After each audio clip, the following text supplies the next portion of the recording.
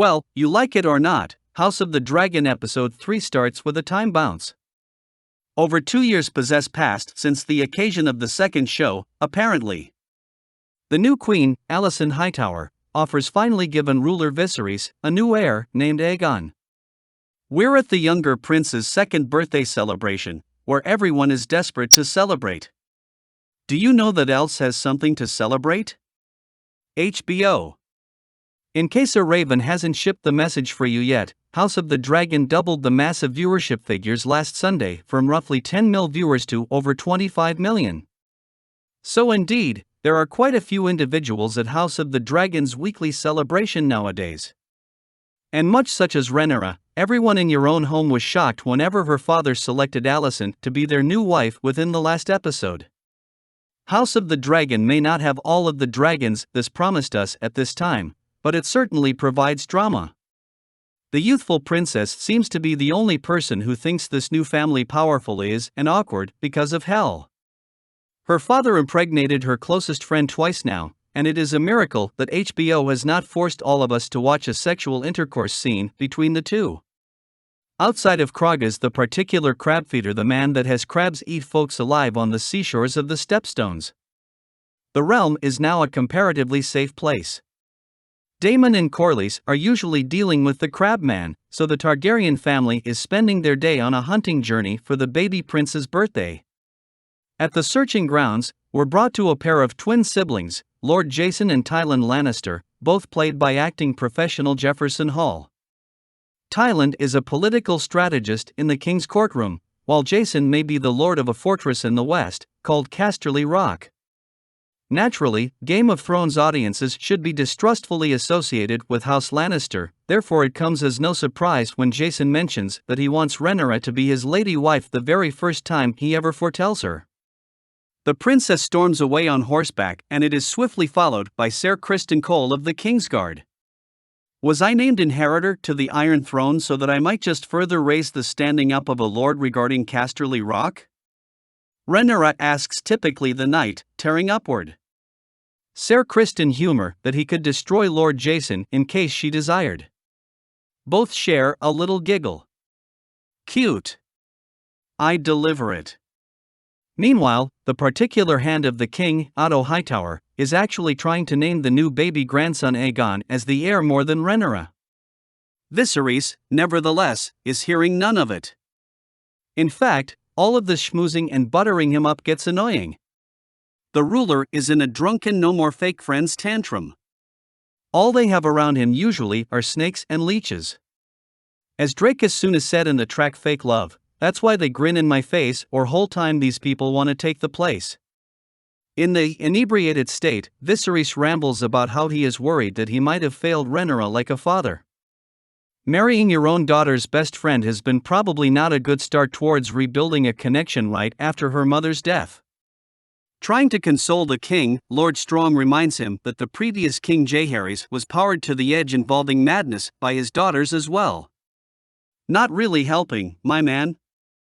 To make matters a whole lot worse, the king's master of laws cannot read the damn space, suggesting that Rhaenyra should marry Laenor Velaryon, Corlys' child. If you remember from the last episode, the Ocean Snake's 12-year-old child Lena was previously provided to King Viserys, yet he turned the girl down for Alicent. And yes, Corlys named his kids Laenor and Lena. Insane. Lord Strong points out, nevertheless, that the valiant Laenor is fighting in the battle against Kragas Crabfeeder, and he might perish if the danger is not squashed. With this particular little anecdote, their true agenda for that match is exposed. Viserys is ashamed by all the politicking. Back to the search hunt, which everyone is obviously jazzed about. King Viserys is a large ol' softy, therefore he doesn't wish to kill a beast. Don't worry Viserys, it's just a CGI. After the team captures one, Viserys succumbs to peer stress and murders the deer via 2 stabs from his elegant new Lannister lance. The stag will be screaming bloody murder the entire time, which is a bit of a buzzkill. Generally, the king usually spends his days whittling a cute little design city of Old Valyria. He's a nerdy miniatures guy. In case the House of the Dragon wasn't set prior to the Industrial Revolution, typically the king would be installing train tracks and within the conductor's hat rather than crown, for sure. Right after viciously stabbing the wild boar that attacks them during the night, Princess Rhaenyra, in addition to Ser Criston Cole, returns to camp. Ruler Viserys tells Rhaenyra that she ought to find someone who pleases her to get married to, just as he does. It can't be a new coincidence that she spent all day having a charming night with this same episode, obviously. Either way, it's evidently her duty to get children to keep the particular Targaryen line heading and solidify her claim to the Iron Throne. The largest danger to that claim, Uncle Daemon, is still battling against Kragas, typically the crabfeeder, and the Myrish pirates. House Valerion's army looks worn out and broken, as well as the family is bickering around the war table. We are going to introduce to two brand new characters, Corlys' more youthful brother, Ser Vaemond, and Corlys' previously mentioned son, Laenor. I have still got our bet on Rhaenyra cozying up to Ser Criston Cole. However, it turns out that Laenor isn't sliced breads by any means.